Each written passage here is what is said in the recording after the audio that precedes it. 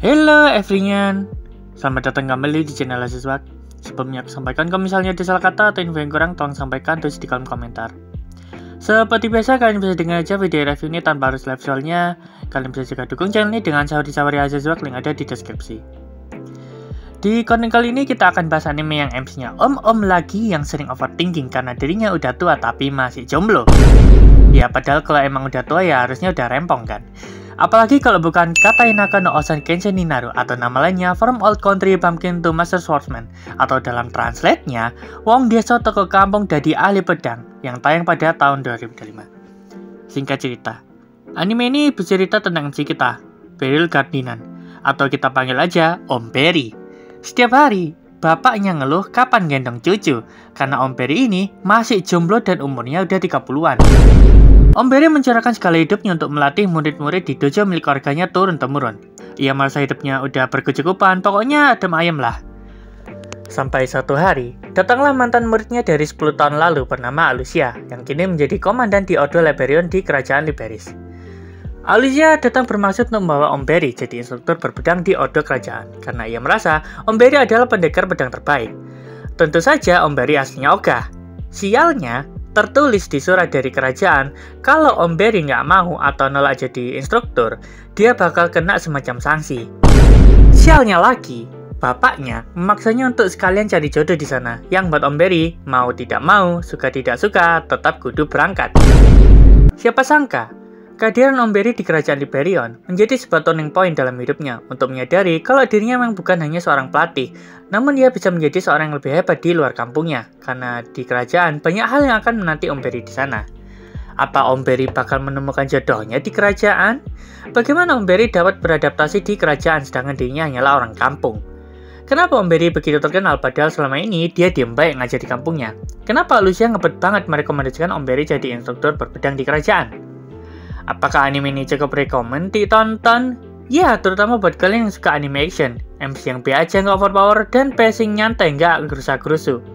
Namun aku tidak merekomendasikan anime ini untuk kalian yang nggak suka anime yang banyak omongnya, banyak ceweknya yang ngomel. Pokoknya yang berisik lah.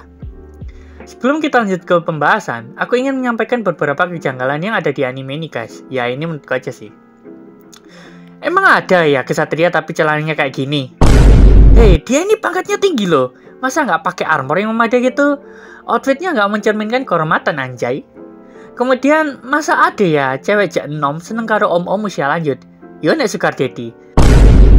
Lah ini CMC om-om sederhana dari kampung loh. Kayak aja kagak anjir.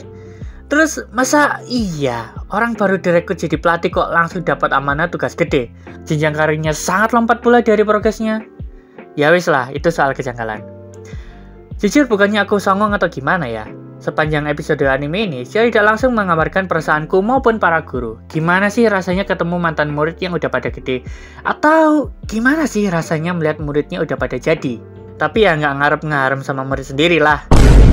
Tapi bagiku yang kurang relate dan tidak realistis adalah soal bagaimana penghasilan Om Berry peroleh dari dojonya di kampung. Kalau di Ordo kerajaan mah nggak usah tanya, beda banget sama di Konoha. Kalau jadi guru penghasilannya dikit banget cuy. Atau cuma di Konoha doang? Terlepas dari penghasilan guru, penggambaran karakter Om Berry ini berhasil menyampaikan pada penonton kalau jadi guru itu hidupnya bakal lapang kok artinya, rezeki juga bakal ada, dan itu emang kejadian kok di real life. Ya kalau mau realistis dan pengen kaya mah, jangan jadi guru di Konoha. Yang buatku suka dengan anime ini yang pertama visualnya lumayan cakep, apalagi panorama pemandangan dibikin indah banget. Yang kedua, animasi ketika adegan action, walaupun beberapa ada yang 3D tapi nggak semua. Kalian bisa perhatikan fighting style-nya yang begitu kontras antara MC dengan murid maupun lawannya. Jadi aku yang nonton bisa merasakan kalau emang pengalaman berpedang tiap karakter berbeda-beda. Yang ketiga, pengenalan karakter yang nggak maksa. Pokoknya moro-moro petok ae dan sedikit flashback, sehingga kita ngerti background tiap karakter tanpa nunggu ada drama yang manjang-manjangin episode. Yang keempat, sihir tetap erat menjadi bagian dari cerita. Walaupun cerita utamanya soal berpedang, namun memasukkan unsur sihir menjadi daya tarik tambahan. Bukan utama, tapi tetap jadi bagian dari seni bertarung. Jadi nggak hanya pendekar pedang aja, tapi ada ahli sihir. Ya semoga besok-besok ada tank, archer, dan masih banyak lainnya. Yang kurang suka dari anime ini yang pertama, ingat kata Patrick. Pemujaan yang berlebihan itu tidak sehat. Pemujaan yang berlebihan tidak sehat. Semua orang, terutama mantan murid-muridnya Om Berry ini, terlalu berlebihan memujinya. Sampai kita yang nonton aja merasa ini bukan memuji tapi pemujaan. Yang kedua, backsoundnya B aja, malah pas adegan action nggak memberikan rasa ketegangan. Yang ketiga, karakter cowoknya dikit jir. Paling-paling ya Hand Village, bapaknya MC, atau si Porta yang ngadain Om Berry ngajar di dojo. Atau Master Quid. Udah gitu aja, sisanya cuma lewat. Untuk karakternya ada Om Berry, MC kita yang selalu overthinking kalau dia udah tua. Walaupun begitu, ia selalu bijak dalam berbagai macam masalah yang ada. Mungkin karena aslinya udah banyak pengalaman kali ya. Halus ya, si cepat kilat. Komandan Order Rebellion yang lumayan posesif sama Om Berry. Ia sering ngedumel sendiri kalau udah urusannya tentang Om Berry. Surena, petualang peringkat hitam yang dulu dirawat dan dilatih Om Berry. Selain petualang, Surena merupakan maklar untuk petualang di luar kota. Kemudian murid Om Berry lainnya ada Churuni yang bergabung di Order Rebellion dan Visela yang tergabung di Korps Ahli Sihir. Lalu ada Handblitz yang termotivasi untuk jadi lebih baik sejak duel sama Om Berry. Kemudian Lucy yang punya Korps Ahli Sihir, dan Mewi, anak dari distrik selatan yang Om Berry kini jadi walinya.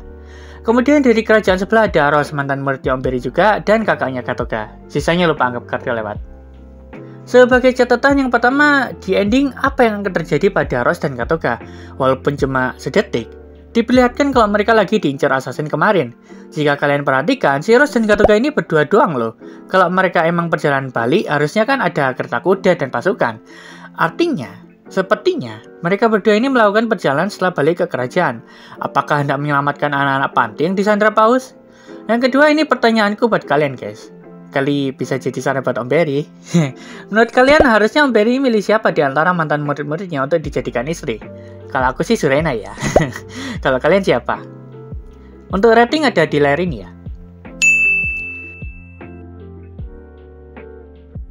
Anime Kataina no Sanken Seninaru ini kayaknya bisa dibilang mimpi bahasanya autor. Tapi di kehidupanku pribadi, emang beneran ada kok guys guru yang akhirnya nikah sama muridnya.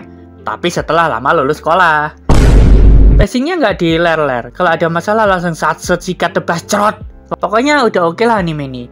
Kuharap kekurangan yang ada dapat dievaluasi lagi sama tim studio. Kalau ada season 2-nya anime ini, aku akan sangat menantikannya. Ya, kalau ada. Gimana, sudah selesai ngerjain tugasnya? Sudah selesai dengan lingkaran sekarang? Good. Jangan lupa subscribe channel ini biar segera dapat asin. Jangan lupa like, komen, barangkali kalian mereka bahas apa di next video. Thank you everyone. Bye.